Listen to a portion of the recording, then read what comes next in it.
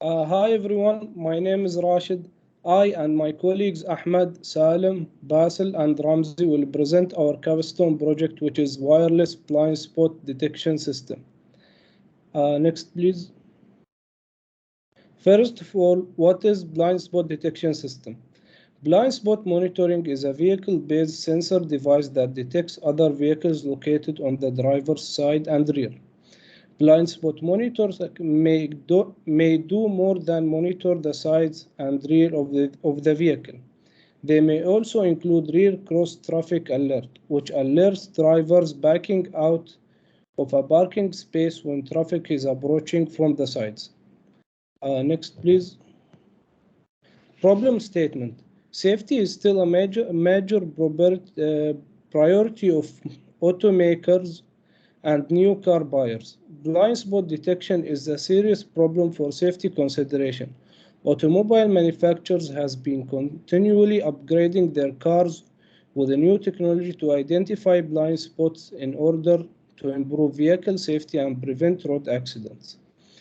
The number of road accidents is increasing, and many of them are the result of driver irresponsibility. Most highway accidents occur when the motorist is reckless when changing lanes or transferring cars. Next, please. Motivation. The creation of intelligent transportation system is a relatively recent path in science and technology, and it provides an effective instrument for solving transportation challenges. The main algorithm of ADAS system is in motion is to collect data from sensor around the vehicle, perform a close analysis of the information, detect the dangerous situations on the road, and take appropriate action to avoid the consequence of danger. Next, what make our project unique? First, plug and play system. We design our project to be wireless and plug and play project so we can install on any car at any time without any wiring problems. Second, powered by solar energy.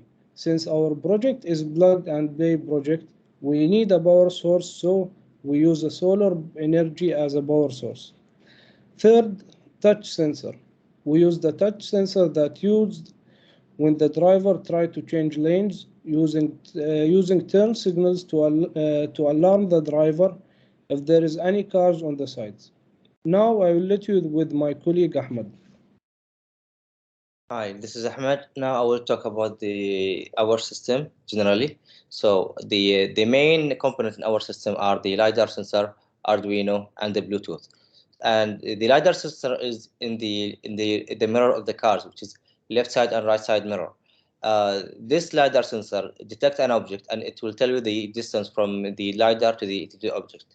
The communication way is through the Bluetooth from the Arduino to the Bluetooth on the LiDAR.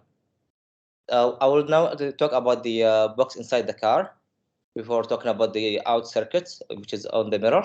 So inside the car, there is a USB port, switch, Arduino Shield, touch sensors, RGB LED, buzzer, LCD with the I2C chip, and GPS and Bluetooth. As you see the box in below, this is the all these components are inside the box, unless the touch sensor, which will be with the handle, the black one, on the signal indicator. This is the process ID. How does it work? So the power comes from the USB port. After that, there's a switch, and then it goes to the Arduino. So it powers the Arduino. The Arduino powers everything else, and the data process is like this. So touch sensors will allow the Arduino to know if the driver going left or right. The Bluetooth will receive data from the lidar, so we can know the distance. The GPS will allow us to know the speed of the car, and the LCD we can send all the data to the LCD to display it, so we can do better testing. RGB are the LEDs to indicate the driver if it's in the right side, left side, which distance. Plus, our system only operates after the speed of 80. Yes, and okay, here's the connection setup here. So there's the two Bluetooths, which is going to the serial 1 connection. The GPS going to the serial 3. LED, the LEDs, the Ramsey will tell you which pins is it going to later on in the code. There's the two touch sensors, and all the components have the ground, but the VCC, the only component that doesn't have VCC is the buzzer, because it doesn't only have a ground, and there is the signal pin goes to the pin 28. Yeah. Regarding the I2C, which is with the LCD, this is simplifying the connection. So instead of having too many connections as the normal LCD, we will have only 4 connections, which is the ground, VCC, SDA, and SCL. Okay. This is the circuit on the mirrors with the lidar. So as you see the green shape, this is the stand for the for the system. So the solar panel comes on this stand, and then there is the charger module, battery, switch, step up, and lidar sensor and Bluetooth. All of this component goes under the shape. The only things going above it is the solar panel and the lidar sensor, which is as you see in the black picture down. And here's the how the system works. So there's the solar module. It takes the power to the charger module. From the charger module, it goes to the battery. Between the battery and the step up, there is a switch. So if the switch is off, the battery will keep charging. There's no issue. But if the switch is on, then the battery will go to the step up. The step up, we have it because the battery we have is 3.7, and for the Bluetooth and lidar to operate, you need the 5 volts. So the step up will move the volt from 3.7 to 5, and it will go to the lidar and Bluetooth as a parallel, as you see here.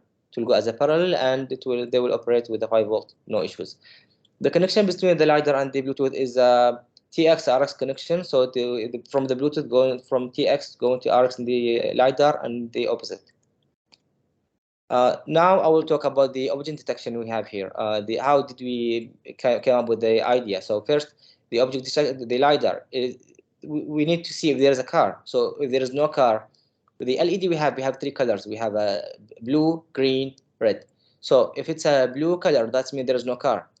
So when the detection is happening, if there's a car, so we need to know the distance. So if the distance between 4 meters, or let's say, so the lidar limit is 8 meters. Above 8 meters, it reads as 0. So if there is no car, it will be above 8 meter, which is 0, and it will go blue light, as you see up there. The next stage is the green light, which is between 4 meter to 8 meter. So if the car was between 4 meter and 8 meter, the LED will go to green, and the lidar will keep reading while the car is moving. Is it coming more? Is it coming closer? Is it going far away? And the light will change. The last thing is if it's from 0 to 4 meters, it will go red light, and we cannot say it's a 0 because 0 is there is no car. So it's a 0 point something to 4 meter. It's gonna go indicate as a red light. So there is a car here in this danger zone or a blind spot. Next stage is we're gonna go to the speed of the car, because as I said before, the system will operate only above 80. If it's below 80, it will not operate. So what is the speed of the car? If it's below 80, we'll go again to detecting if the speed goes changing, or the object is changing the distance. But if the speed is above 80, then we go to the next stage, which is the driver going to go left or right? So if the driver gonna go right, and there is an object below 4 meters, and the car is above 80, and he touched the sensor, so then the buzzer is gonna go on. However, if there is a car but the driver is not going to go left or right, it will not the buzzer will not operate. Also, if there is a car on your right and the driver is going to go left, and there is a car on your right and everything is true, but the driver is going to go left, it will not operate. The buzzer will stay on for 5 seconds unless the driver keeps his hand on the indicator signal, and the buzzer will keep going. Other than that, it will only operate for 5 seconds and to reset. Now Ramzi will speak. So for the code, I'll be starting with the LCD 1602I2C. So first we included the wire, which is built-in the Arduino, where we get it from a website called GitHub. And the liquid crystal I2C is the screen which we also get from the library. And the liquid crystal I2C LCD is 0 times 27 and 16.2. So 0 by 27 which is the hex addresses of the connections of the screen to the Arduino, and the 16 by 2 is the size of the screen. Now I'm going to be talking about the GPS module. So we called our GPS Tiny GPS++, and this is also we got it also from the library, which is responsible for the GPS and to work in our project. Now, regarding the software serial, it means that we have to use the serial pins, which are the TX, RX from 1, 2, or 3. So the Tiny GPS plus GPS is basically the library and what we named it. So the integer speed GPS is so it can store the speed that we receive from the GPS. Now I'll be talking about the touch sensors. Firstly, I will be talking about the touch right, constant integer touch right, which is connected to pin A0, and constant integer touch left, which is connected to A1. So touch state is either 0 or 1, meaning it's off or on. Next slide, please. Now, defining the buzzer. As previously stated by Ahmed, the buzzer is connected to pin 28 in the Arduino. Now, for the LEDs, we have the RGB for the right. The LED red right connected to pin 2, and the green right connected to pin 3, the blue right connected to pin 4, red left connected to 7, green left connected to 6, and blue left connected to 5. Now I'll be talking about the LiDARs. So the LiDARs, we have the TFM plus dot H, which is including, since we have two LiDARs, therefore TFM plus TFM P1, and there's TFM P2. So one is for the left and one is for the right.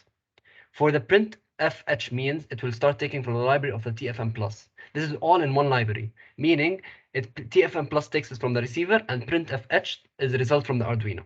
Next, please. So now I'll be talking about void setup. So everything before the void setup is only to introduce the wires and the name of the components. Now the void setup is the second part of the code, which includes 3 components. First is the baud rate, second is the input and output, and third is the startup function. So the baud rate is the communication serial measured by bits per second. And the input and output is for the components that don't have a library, such as the LEDs. The startup function is components that work when the project works for the first time. Next, please. So the serial is when we are trying the sensors for the first time, the sensors would be connected to the Arduino to the computer. The 9600 bits per second is the baud rate between the Arduino and the computer. Serial 3 is the baud rate of the GPS, which is also 9600 bits per second. Now, here we're talking about the digital write, and digital write meaning we want it either to be 0 or 1, which means high voltage or 0. The moment the project is on, we want the buzzer and lights, all of them, to be low or off. Here we will be talking about the LCD. So first there's going to be the backlight, and then there's going to be the set cursor. The set cursor is basically 0, 0, meaning that it's going to be the first line on the screen. And then it will show you welcome to blind, and then it will show you 0 to 1 set cursor, which means second line on the screen. And then after it, it will delay for about 20 milliseconds. So basically the printf begin asking it to work from the library at printf, which is responsible of the LiDAR sensor. Here serial 1 and serial 2 have a baud rate of 115,200, which is almost for left and right. And then again, you hit by the delay by 20 milliseconds, and then we will go by the TFMP1 for serial 1 and TFMP2 for serial 2. Now for the next, please. So in this way, we connected the library of the LiDAR sensor to Bluetooth 1 and 2. So this slide and the next slide, go to the next one, please.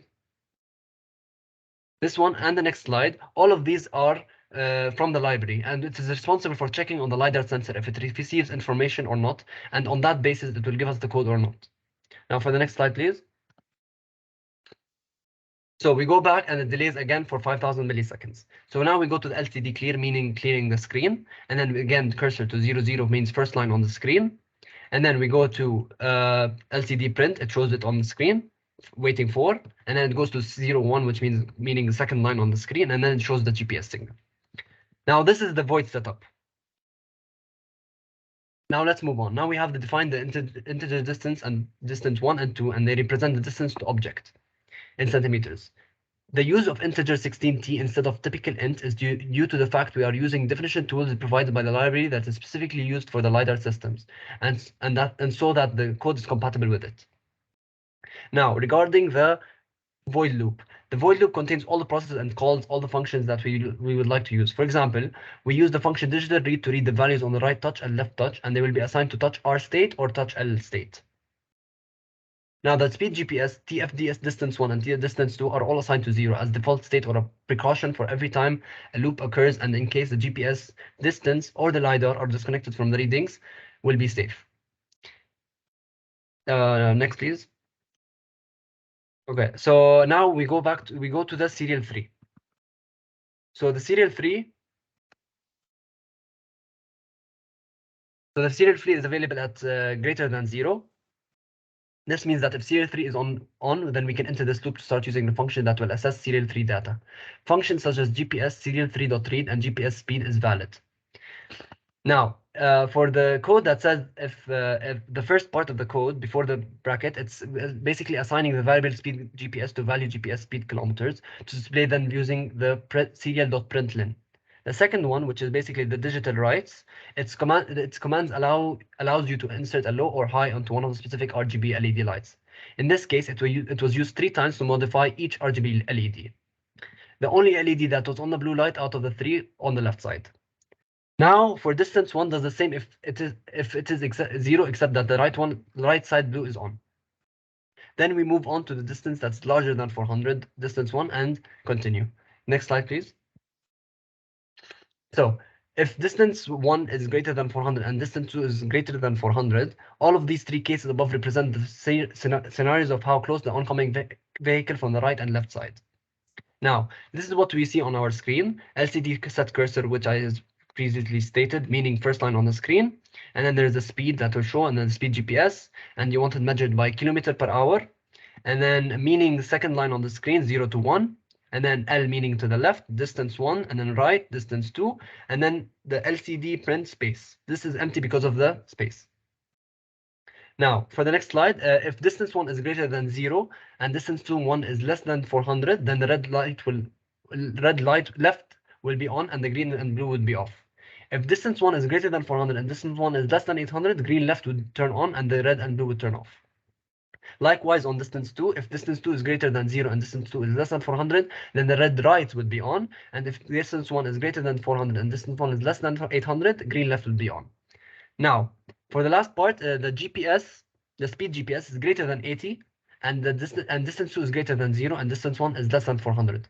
And touch left state, it means that it's on. Now, the buzzer turns on, and there's a delay again by 5,000 milliseconds, and the buzzer turns off.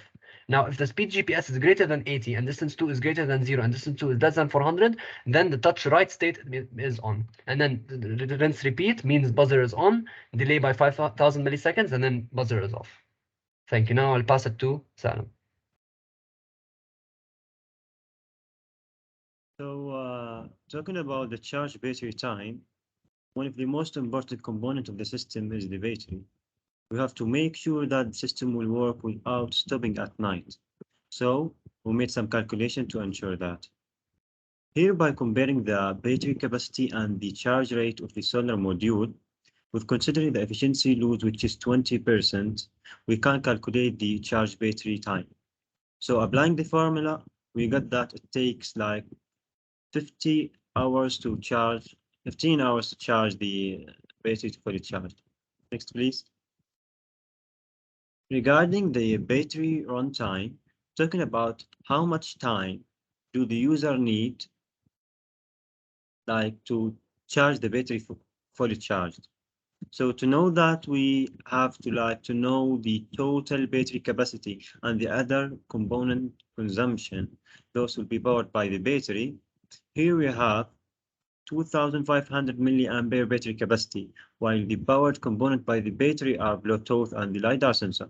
So calculating the consumption by adding the Bluetooth and the LiDAR consumed current, and we don't forget that we have 20% discharge safety. Applying the formula, we got 18.18 hours of use. We know that the night time is like approximately from 7 p.m. to 6 a.m. as it's too hard that the driver is driving the car for all the night. And if he is, the system will stay on for the whole duration. Next, please. So here's the guidance for installing our system on the car, as it won't take more than 5 minutes. Here's the external installation. We will place the side 3D system above the mirror and place the stabilizer above and below the mirror. Then we will ensure that the system is really stable by tightening the system using the belt. Next, please. Here's an important point.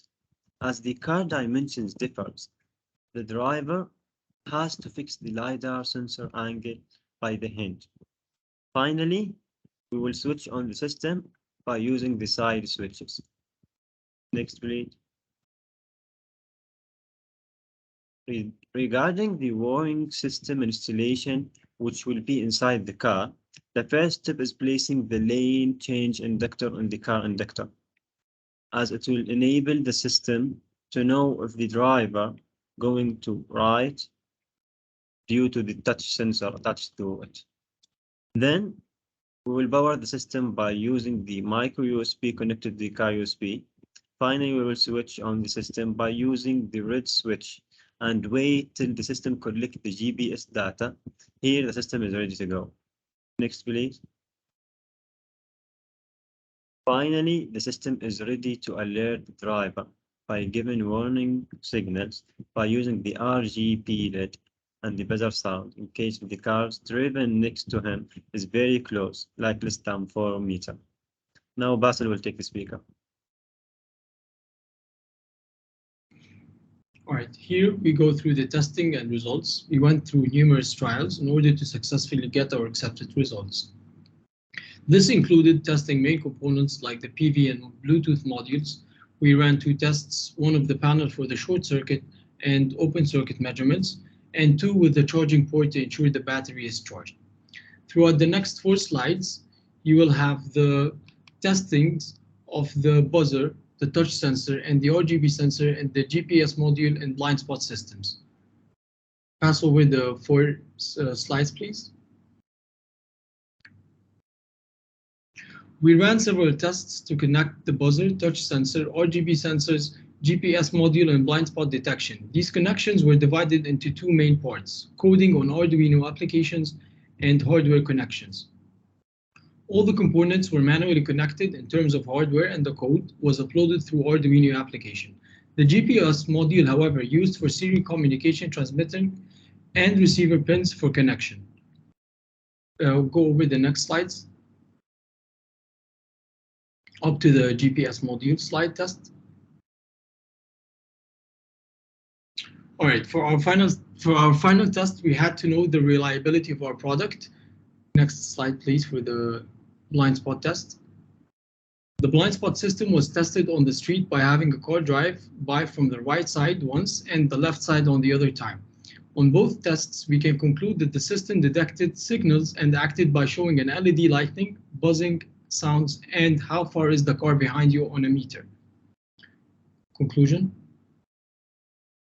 To conclude, we agree that this project was mainly divided into 4 sections: project introduction, technique and methods, analysis and results, benefits, drawbacks, and recommended design. For the future, next slide. We have 2 futuristic improvements that we think are possible to enhance the experience and response of our system. First is having panels larger in size, or hopefully in the future enhancing the PV module's efficiency. It would be a great impact on this system and increase the quality of it. Another way is considering artificial intelligence to improve your camera results and identification. Next slide, please. Our cost for this project is cheaper by 63% from expectations. The expensive products were the 3D printing, GPS module, along with the Bluetooth module. They're mentioned on the table on the side. Next. Finally, we would like to show our regards and appreciation to all support we had and time spent with us from our professors and engineers. Thank you.